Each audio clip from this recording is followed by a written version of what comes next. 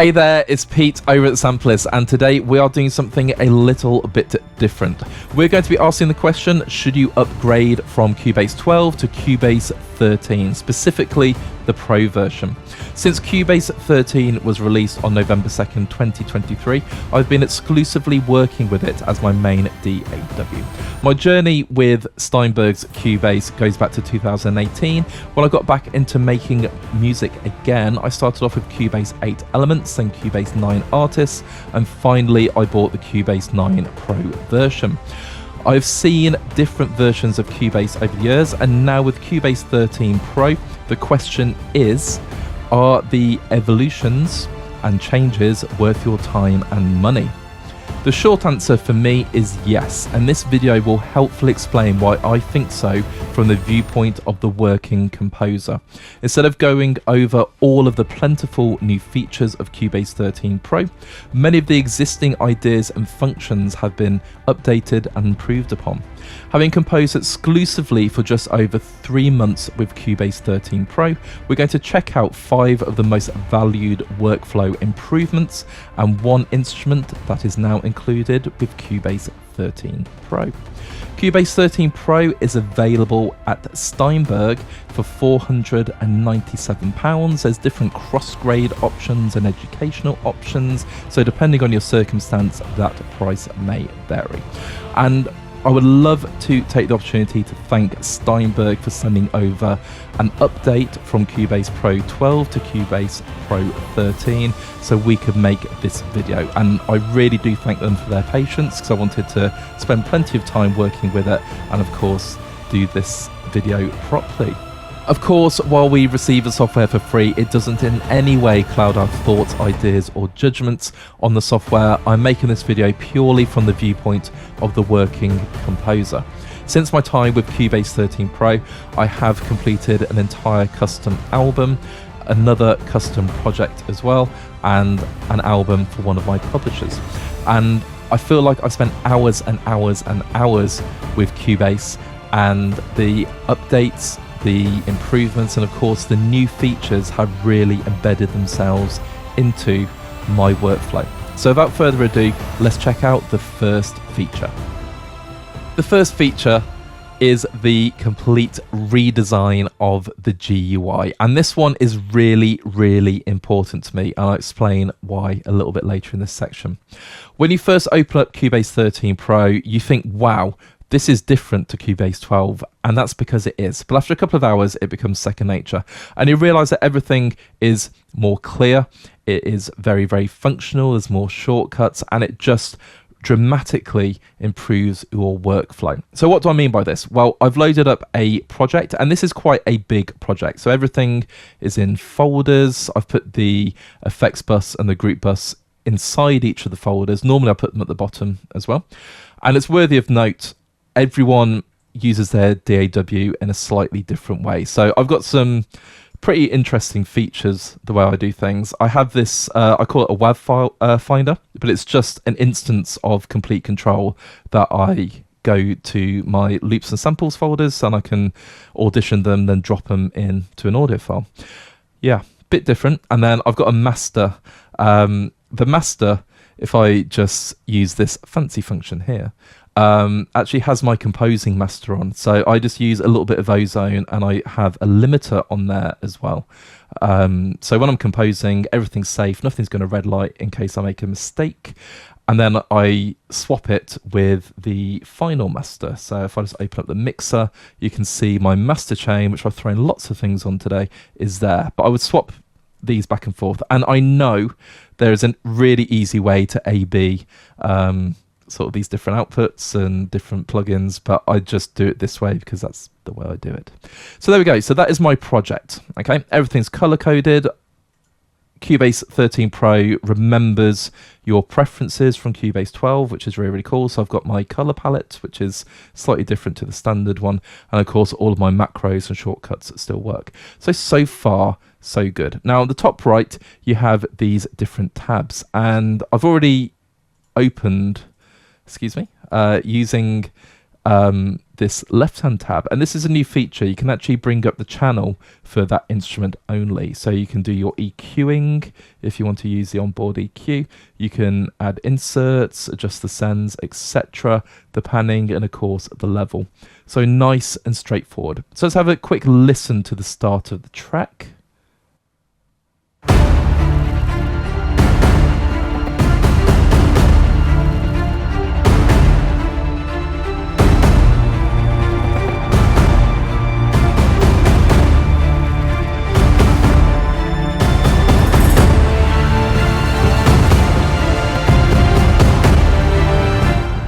Okay, so you can see on the left-hand side, the harmonics on the violin are very, very quiet on this track, but they're panned over to the left, and yeah, they've got some reverb going on.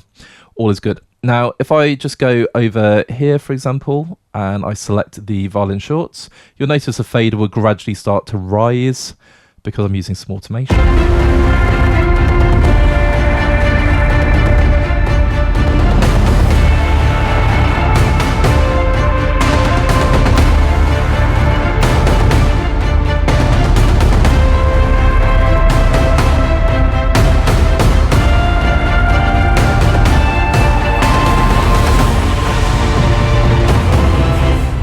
So I am now forever tweaking the individual track using this part of the mixer.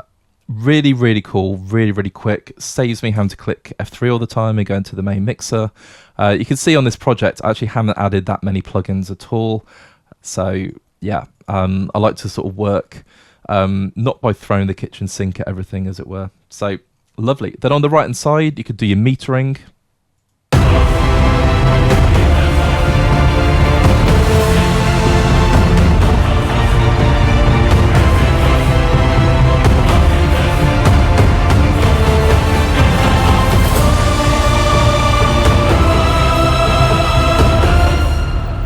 And as you can see, we're nowhere near the volume that I'd like it to be. And there is a reason. For the purpose of the video, I've actually brought everything down by minus 10 decibels, so it balances with my voice. So we get the idea. Now, of course, on the right-hand side, this window isn't new particularly. You can have the control room. I don't use it because I'm just a very small home studio. And then obviously the different sort of media and VSTi. So far, so good. Now, why do I say this is really, really useful for me? I do mention this sometimes, and in some of my videos I do make like the odd little mistake because my vision isn't what it used to be, and clarity is really important for me when it comes to a GUI. So there's a couple of other functions that I want to talk about. If you click the bottom pane, of course you bring up the mix console, have the editor, the sample control, MIDI remote, and call pads. Now, I use the mix console on the fly quite a lot, and I also use the call pads for when I'm composing. So if we have, we use the Hans Zimmer violin ensemble, and if I press F,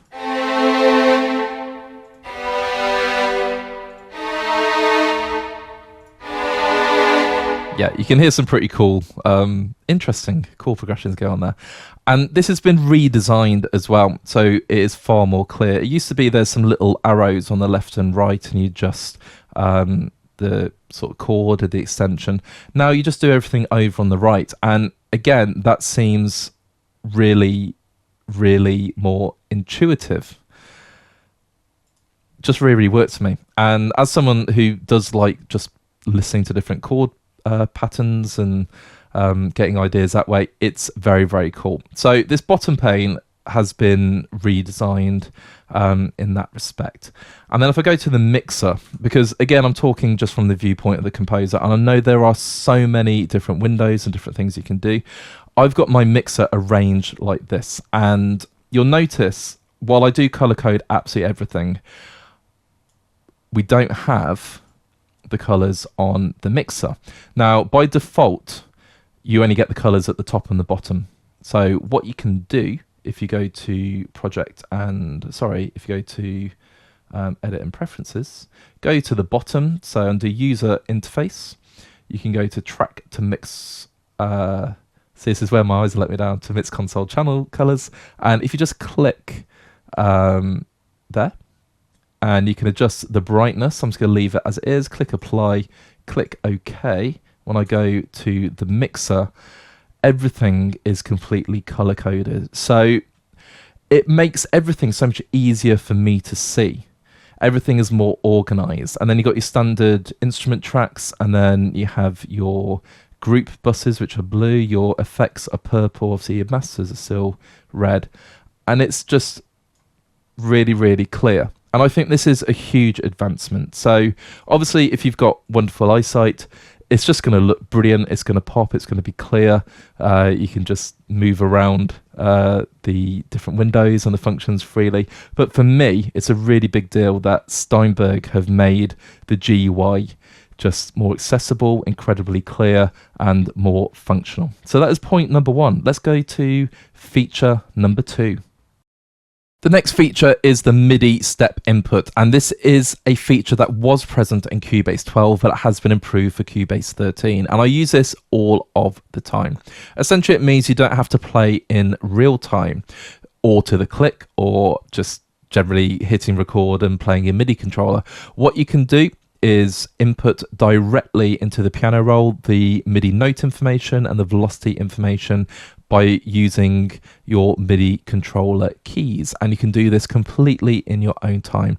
So let me show you how to do this, and I'm not going to use any shortcuts or macros, so you can see exactly the process I'm going through. So we are going to draw in a MIDI block, double click on it, and let's go full screen. Now you can see we have the active MIDI region. So this little button up here, this triangle, if you click on it, make it go orange, you can then put down a blue marker. And this line tells us where we're going to start inputting our MIDI. So I'm going to set it to 16th notes and just play in an ostinato line.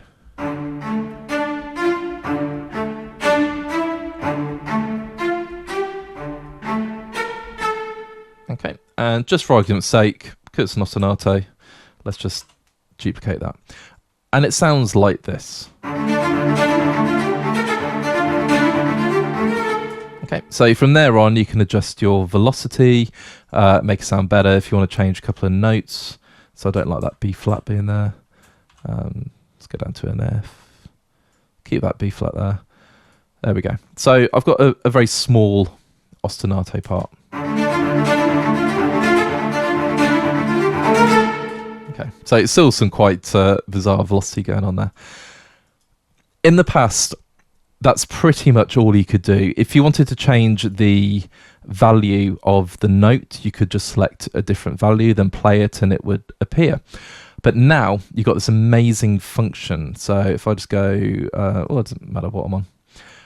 If you hold down a key and then use your arrow keys, whoops, you can then adjust the length of the note. So if I just go back to 16th notes.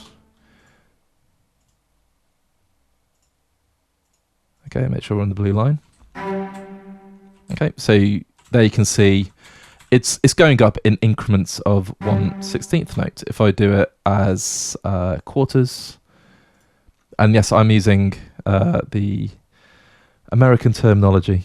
Yeah, all crotchets. There we go.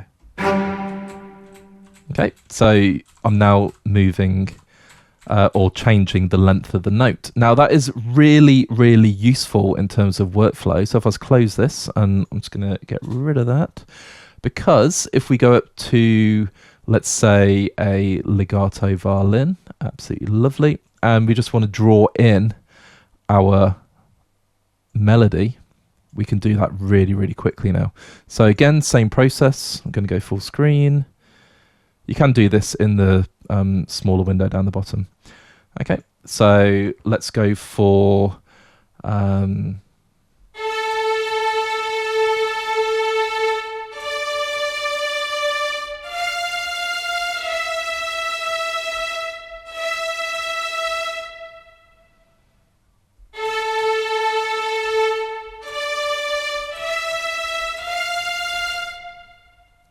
Fantastic. And of course, my project size save then.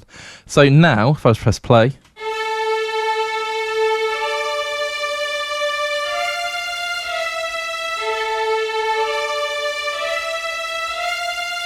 and of course, that isn't legato at the moment. So if I just slightly, just hold on Control and make the notes blend into each other. This is just really, really quick, like sketching programming.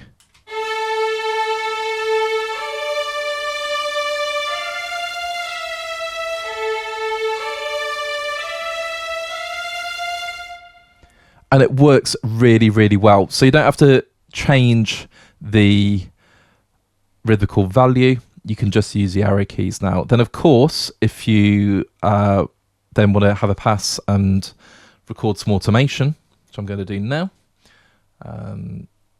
So again, I'm not going to use any shortcuts, so I'll just do it this way.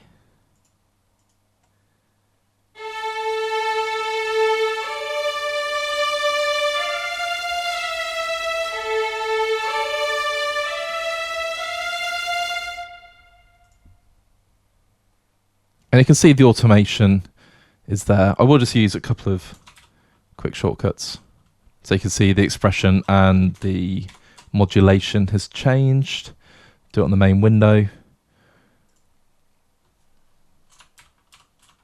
There we go.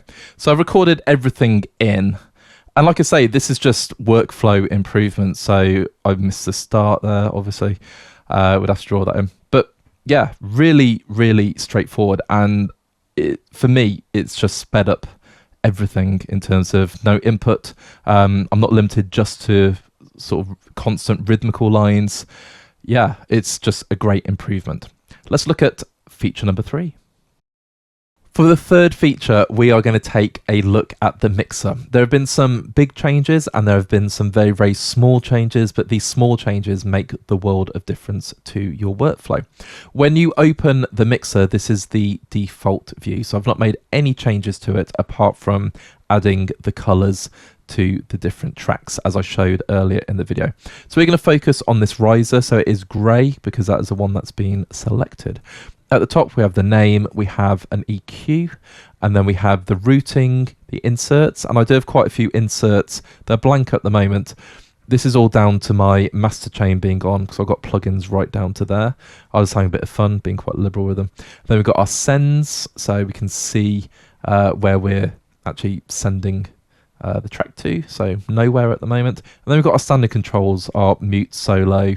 We can bring up the inserts and channel strip, etc. We've got our panning, faders, and automation, etc. So there's a couple of things that have changed. If we go to the top here, you can add all of these different functions. So let's say you want the channel strip within the mixer. And this is really, really useful for me because as I say, work with a single monitor, so I've got it right here. In terms of workflow, I don't have to go to a completely different window. Just works perfectly well. Lovely. Now, you can toggle these on and off, and there's, like I say, lots of different things. You can add EQ, like where you're sending everything, direct routing. Really, really useful. So I'm just going to close that. Now we're going to focus on this riser. So I'm just going to minimize that. I'm not going to play the whole riser, just going to play it from here.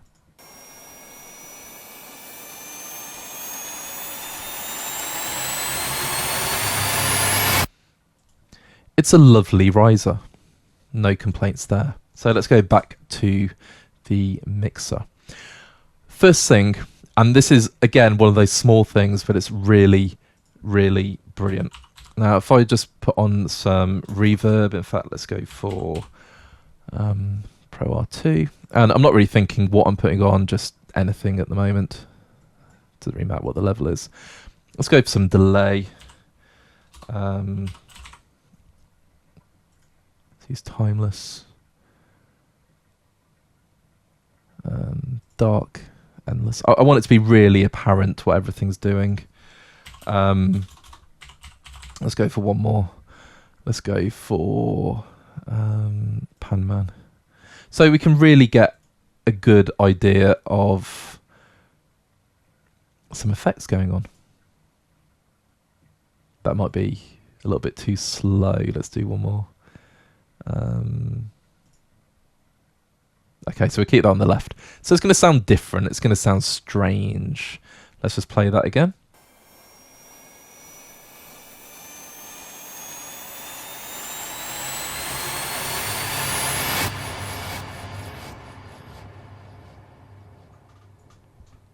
Okay, so back to the mixer. This is one of those quality of life things.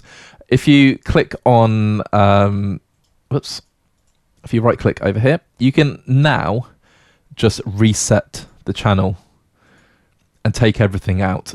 Previously, you had to do this, which was select, press space, press return, and it would go. It's such a small change, but I've just found it sped everything up really, really well for me. And then the second one is down the bottom. So this is an audio track. It's actually a stereo track at the moment, but if you click here, you can turn it into a mono track.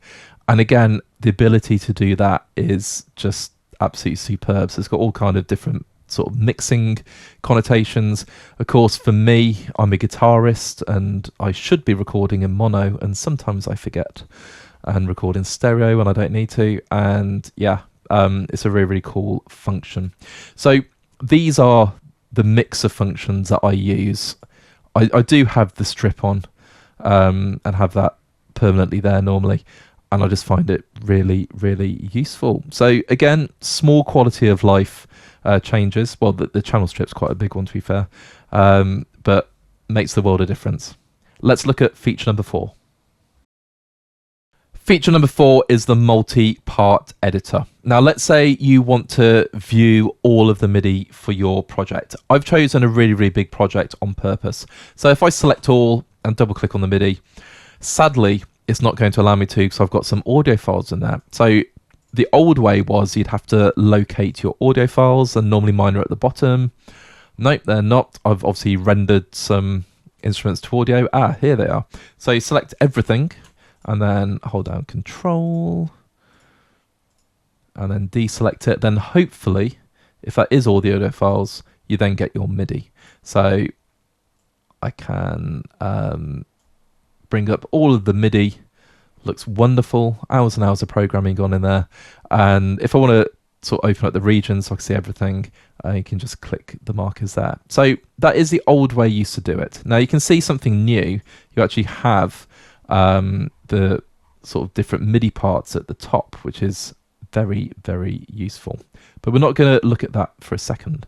So let's say a scenario is I don't like my violin parts and I want to just check to see if there's a clash going on.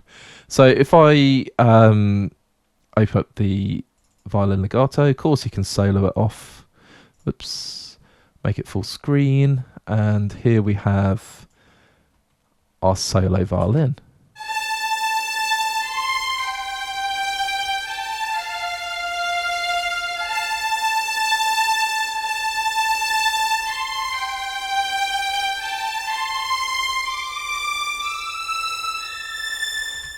It's a beautiful violin melody, but I think it clashes with the cellos. So what I'm going to do is you have this window over here, and if you toggle this sidebar on, it will bring up this visibility, and you can then activate any section you want. So if I want the cello legato, okay, there we have our cello legato. Well, actually that's not clashing with that, but we have our violins, so that is clashing. So we can now just play these parts.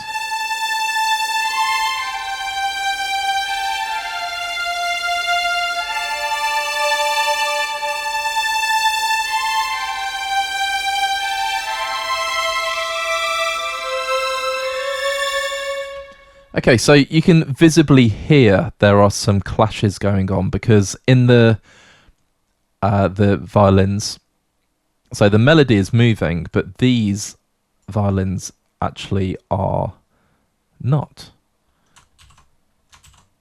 I'm just going to undo that very quickly and just zoom in. Okay, so we have this part going on, and you can see underneath we have the other part as well. You can put that back to where it was. Now that's generally okay. Then we have these two notes here. Do they work? They do. So you can adjust each part individually. If you want to snap back to the other part, there we go. You just toggle it up and down here. It's just a really, really cool feature. So I know here it's going to clash.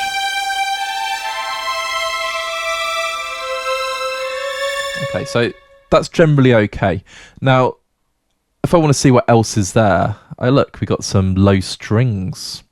And I purposely chose the cello legato because I knew it wasn't working, or was it being played under there. So if we go to cello legato, you can see actually I'll stop it here. So everything gets aligned. And again, you can see your MIDI in this window here. So you can bring it down. Oh no, because I've only got a few instruments selected. You can't at the minute. But I'll show you that you can in a moment. So let's just go back to this section here. That sounds quite nice. Let's add as many parts as we can. So I still want to go be checking this part out. So let's say I then want to check it with the brass and the sound design brass. Oh, and the string shorts as well. So here we go. And just these sections, you just click them.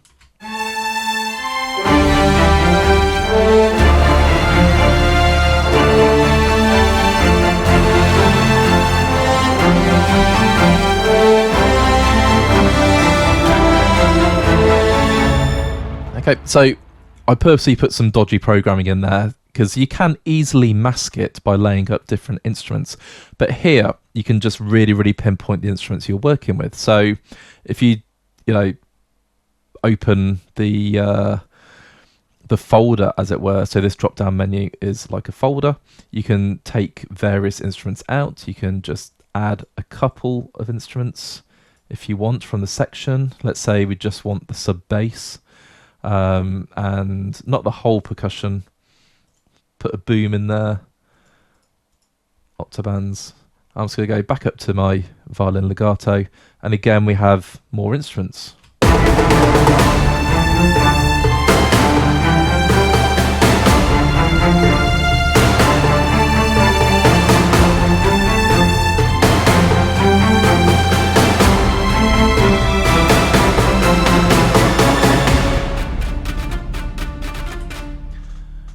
And there's some Bartok pizzicato coming in.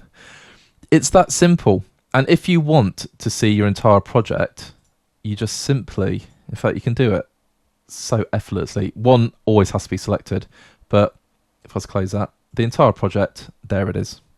And then you can bring that window down so you've got more instruments and just inspect the MIDI, as it were. But how cool is that? Really, really useful. So I find myself when I'm doing orchestral programming, when I was doing the custom album that I mentioned at the start, that is all orchestral. And I found this to be brilliant for pinpointing any programming issues or any issues with a harmony. Yeah, just does the job really well. On to feature number 5. The fifth and final function we're going to take a quick look at is the improved range selection tool. And this is a tool that I use a lot. Let's go into a scenario for a second. So we're using the mouse and I want to pick up these 3 MIDI instruments and this information here. Control D and I've duplicated it. That's fine. Maybe I don't want the middle ones. That's absolutely fine too. Okay, love it. Let's go down here and I just want this part and the automation. I'm going to just paste it over here so it's a bit neater. Yeah, that's okay. I managed to pick that up. Let's say I want this entire section. In fact, not the entire section. Yeah, why not? Let's just go. Only want down there. Let's duplicate it. All right, that's bit of a mess. Let's move it over. Yeah, I've got some extra information here. Don't like this strange automation going on. Picked up some extra instruments. Not been too accurate, so that's not cool. And this is why we use the range selection tool. So I'm going to just take these last 2 repeats, and I want those to be duplicated. Well, there we go. We've got all of the short strings duplicated. That's really straightforward. Maybe I do just want this viola with the automation. There we go. Yeah, so I can move that around. Lovely. So you're more precise with the range selection tool, and you've got the advantage where, let's say you don't want the entire melody, so you just take part of it. You don't have to break the MIDI up, and then there you go. I've got that section of the melody. However, this is where the improvement is. So we're going to take this legato melody. In fact, let's just hear it.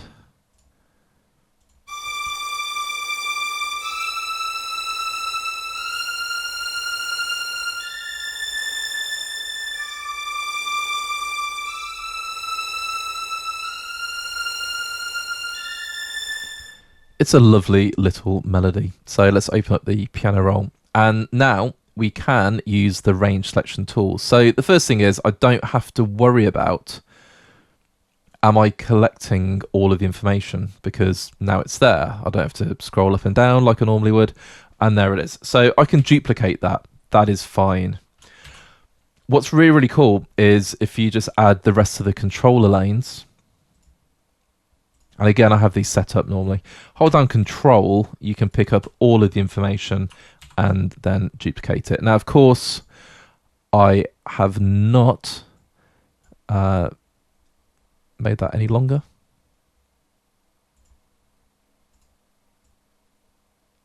But there we go. So, yeah, it is all there. And if I just make that longer, so I did duplicate it from the top. And now we have our duplicated section with all of the information that you would want to see. So everything's there. Also, I'm going to sort that out. That's because there's a little sort of break at the end, if that makes sense. Yeah, and there we go. So using it in, you can use it on the piano roll and on drum tracks as well now, which is really, really awesome. So yeah, I think it's a great function, and I'm very, very pleased. And that is pretty much what it is. My 5 most used workflow functions in Cubase 13 Pro. For the final section of the video, we're going to take a look at an instrument that comes with Cubase Pro 13.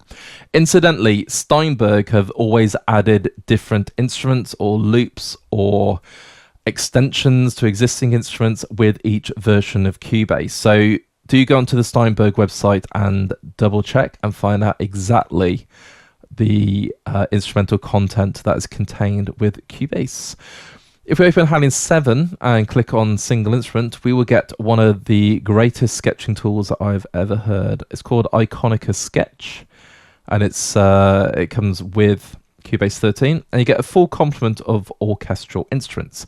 Now, the word sketch always makes you think inferior quality, but I have to admit the sound quality of this instrument is amazing. And of course, there is a full version of the Iconica orchestra available, and I'm guessing this is downsized because obviously we have all these instruments, but we don't have a whole array of articulations. But what you do get is fantastic. So if I go onto the violin, and we're going to just check out some legato.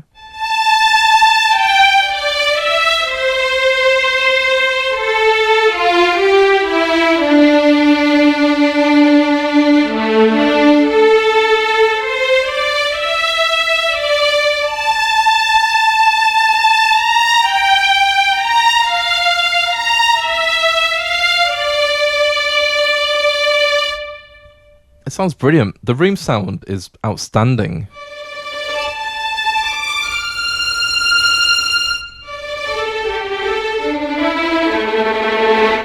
Absolutely love it. So let's go staccato.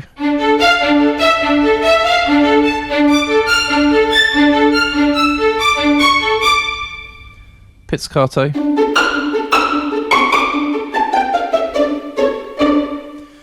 Spiccato.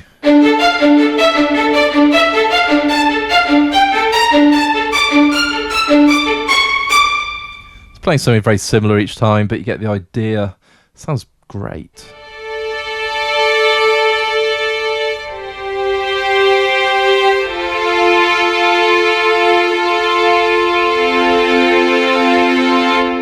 And check out the dynamic range as well.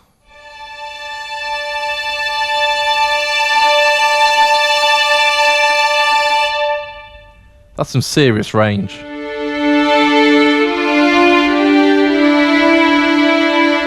And these are straight out the box. The sampling is absolutely gorgeous. That room sound, absolutely love.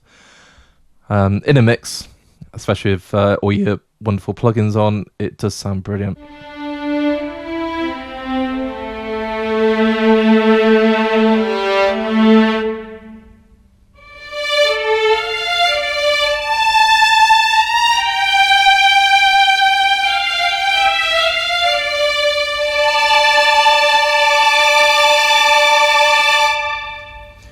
Yeah, can't argue with that. Let's check out the Celesta. I'm only going to play a few instruments because we don't want, it's not like an instrument walkthrough.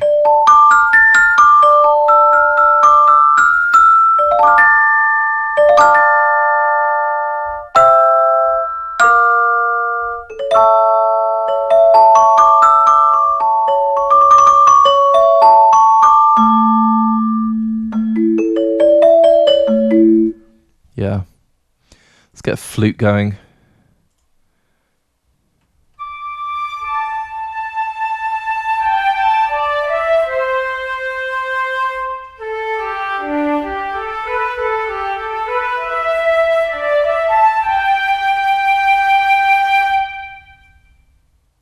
About the horns, I mean the flute, that's gorgeous.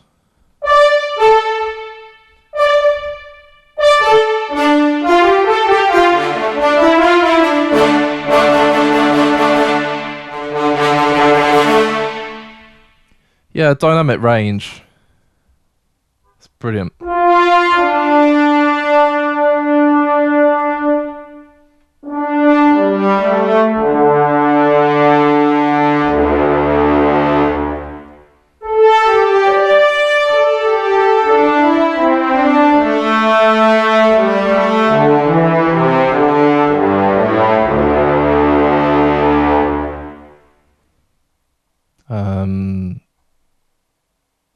Really is a lot of fun.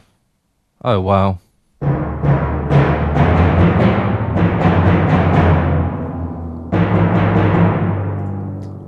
Rolls. Okay.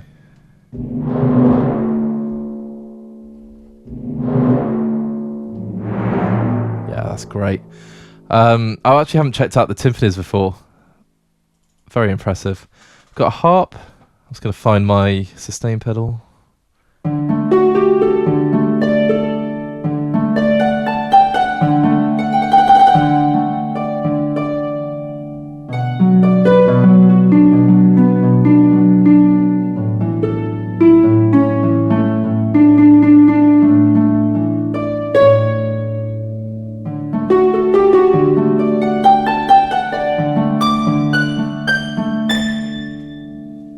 Yeah. So you get the idea.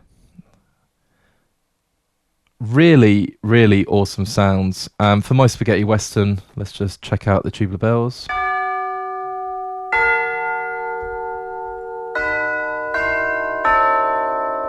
Absolutely perfect. And there's some controls, also you got articulations depending on the instrument. Let's just play one more. I'm going to check out the clarinet and the legato.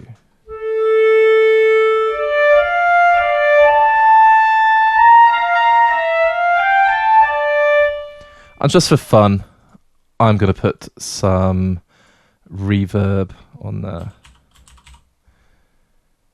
What should we go for? Yeah, Roomworks SE. And why wouldn't you? Cathedral, classic. So quite a big reverb.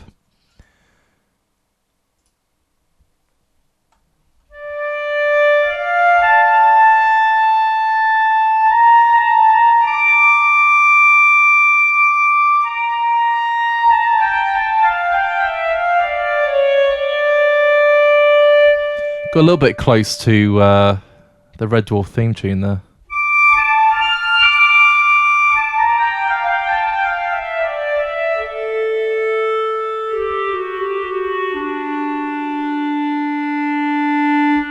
Yep, sounds brilliant. And there we go. So the Iconica Sketch library, I think, is fantastic. So it's another great bonus for having Cubase 13 Pro. If you do have a mobile rig, for example, like I do, I go to, I play in a band as well. I'll just tell you my life story now. And we have sound check, and then I've got about 5 hours sometimes to kill, and I do take my laptop and do some composing. This is a perfect tool for that scenario. And of course, I would happily layer this into my final productions as well. So I just think the timbres are fantastic. So yeah, brilliant. And this brings me to my closing thoughts about Cubase 13 Pro. Steinberg have not rested on their laurels. I did think Cubase 12 was a fantastic DAW. I spent days, weeks, months of my life working with it, produced lots and lots of music, and it was absolutely fantastic to work with. The changes that Steinberg have made to Cubase 13, for me, have all been positive. I love the new GUI. I think that is fantastic, and in my scenario, everything just pops and it looks great, and I've got no clarity issues. It's just brilliant. Then you've got all the workflow benefits, and then of course the content, the instruments, and things I've not even mentioned, like the vocoder and the new EQ plugins and the new vocal plugins. I don't really work with vocals myself, so I didn't really want to feature those. I've not had too much experience with them, but I hear they're absolutely fantastic. And all of the other little changes and differences they've made. And Cubase 12 did have its little niggles, shall we say. So sometimes you might quit Cubase and it would hang and you have to force quit out. Sometimes the transport bar would just shoot over to bar 356 for not really much of a reason. Didn't happen very often, but when it did, it was quite frustrating. But even Cubase 13 upon release, I personally held off making this video because there were some graphical driver issues. I have a Radeon 7900 XT GPU, and for some reason the screen kept going white, like the DAW worked and it only sort of flashed white for half a second or whatever. Steinberg fixed that straight away. There's a few audio issues with background audio creeping in from different applications, and they fixed that straight away. And I just love the fact Steinberg fix everything, and they listen to what you have to say, and they will do their best to try and develop the product and update it. So I think we're in very, very safe hands with Cubase 13. As a DAW, it is brilliant. It's the best version of Cubase yet, and I really can't wait to see what advancements they make within Cubase 13. I remember Cubase 11, I think, had quite a significant upgrade halfway through its life cycle. Maybe Cubase 13 will get the same. I'm not sure, but for me, I'm incredibly impressed. My workflow is faster, my output is faster, but I'm having an absolute blast using Cubase 13 Pro. All that leads me to say is thank you once again to Steinberg for sending over the upgrade to Cubase Pro 13. It is a wonderful DAW, and I'm absolutely overjoyed to have made this video and continue working with Cubase. If you like what you heard, feel free to leave a like on the video, and especially a comment. That's really, really important for us because this is a different format of videos. It's something a little bit different. Would you like to see more software orientated videos? Maybe we can have discussion points about the software. I don't know. I think it's a really cool direction to go in, so let's just see what your thoughts are about it. If you've not done so already, please check out our other videos on YouTube, and of course consider subscribing to the channel. We do say this quite often, but we don't make any money out the channel. There's no affiliate links, there's no advertising. We do get the instruments for free, and we're eternally grateful for that, but we don't really make any money any other way apart from buy me a coffee, which the link is down the bottom, and it does get used every now and then. So please subscribe to our channel. It's so important. Our output is absolutely massive. We're hitting nearly 200 views. We're approaching nearly 2,000 subscribers, and it really is your support that just makes us want to keep creating these videos. So until next time, keep making that wonderful music, and we'll speak again soon.